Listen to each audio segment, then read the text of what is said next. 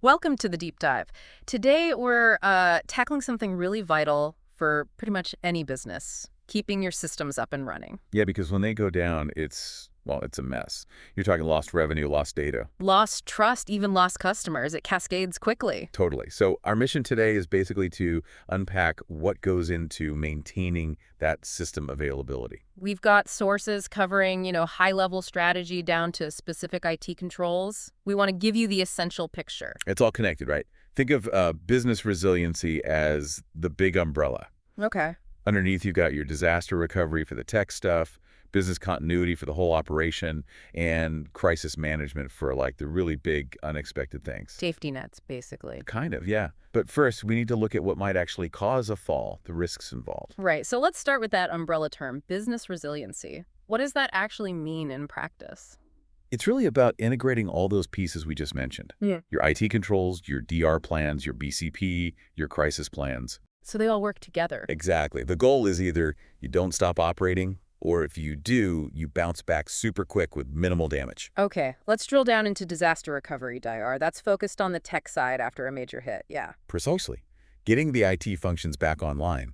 Our sources talk about three main ways to set up alternative sites. Ah, the cold, warm, and hot sites. You got it. Hot. A cold site is just the space, power, cooling, basic. You bring in all your gear. So slower recovery, maybe takes a few days. Yeah, 1 to 3 days, typically. But it's the cheapest. A warm site has some hardware already there. Networks might be up. Kind of a middle ground. Exactly. Mid-range cost, maybe hours to a couple of days to get running.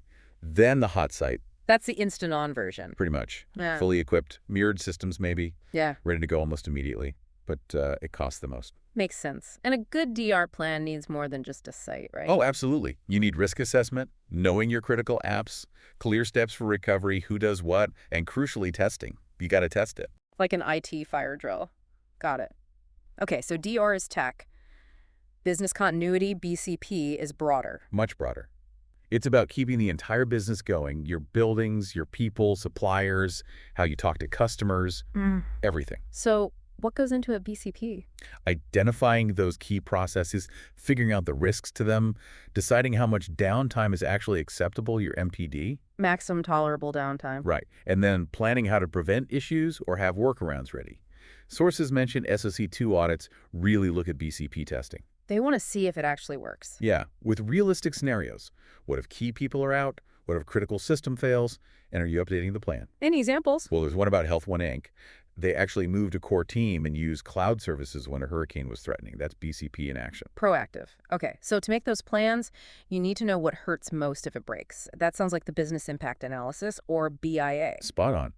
The BIA identifies your essential business units, your critical processes, and what happens if they get disrupted. How does it categorize the impact? Usually high, medium, or low. High means you basically can't operate, costs are huge, you fail objectives. Medium is partial function, some costs, maybe miss objectives. Low means you can keep going for a while. And the steps are like, figure out your approach, identify resources. Yeah, understand disruption impacts, try to estimate losses. You sometimes see terms like annualized loss expectancy, ALE, trying to put a dollar figure on risk per year. Right, like the Build Tech data center flood example. Calculate the potential cost. Exactly. That helps you prioritize where to spend money on protection and recovery. Then you report, implement. Okay, so we've got recovery, continuity, impact. What about those really big out-of-the-blue events? Crisis management. Yes, that's for the large-scale stuff, unexpected incidents. Yeah. The main goals there are lessen the impact, protect people, protect your reputation, get back to normal. What's in that kind of plan? Similar elements, risk assessment, clear procedures, usually a command center could be virtual, now defined roles, communication lines, and training. Always training. So let's flip it. What actually causes systems to become unavailable? What are the common culprits? Well, technology failure is huge. Hardware breaks, software has bugs, maybe it's just outdated. Lack of maintenance is a big one. And external threats? Definitely. Malware, ransomware, physical damage from disasters or attacks, cyber attacks like DDoS trying to overwhelm your systems. Anything else? Sure. Sometimes it's just not having enough capacity processing power, storage, or not enough skilled staff. Yeah. And fundamentally, just not having those resiliency plans we talked about.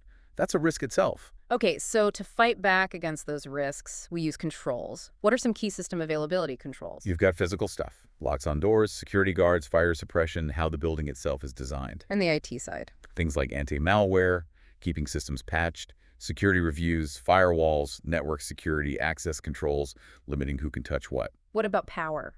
Ah, yeah. Uninterrupted power supply UPS, basically a big battery backup for short outages, and then redundancy is key. Having spare. Exactly. Spare servers, network gear, maybe even software instances.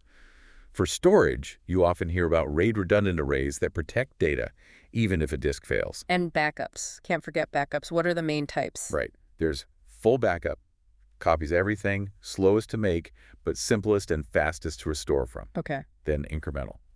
Only backs up changes since the last backup, whether full or incremental. Super fast to create. But restoring takes longer. Yeah, because you need the last full one plus all the little incremental ones since then.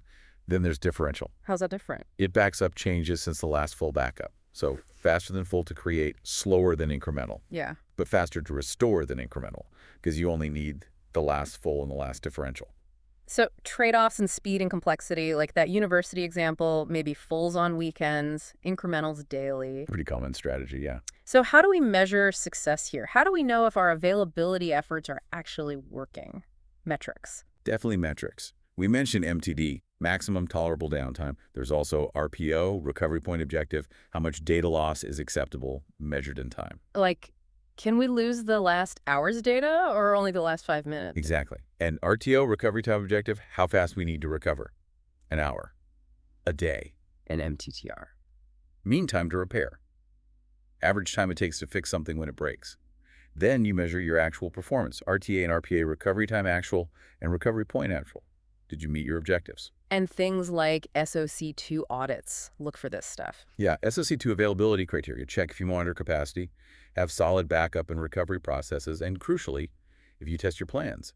Lack of monitoring, unreliable recovery, untested plans, those are big red flags. They point right back to those risks we started with. It really loops back, doesn't it? It's clear ensuring system availability isn't just one thing. It's a whole interconnected system of planning, tech, and testing. Absolutely. You need that broad understanding.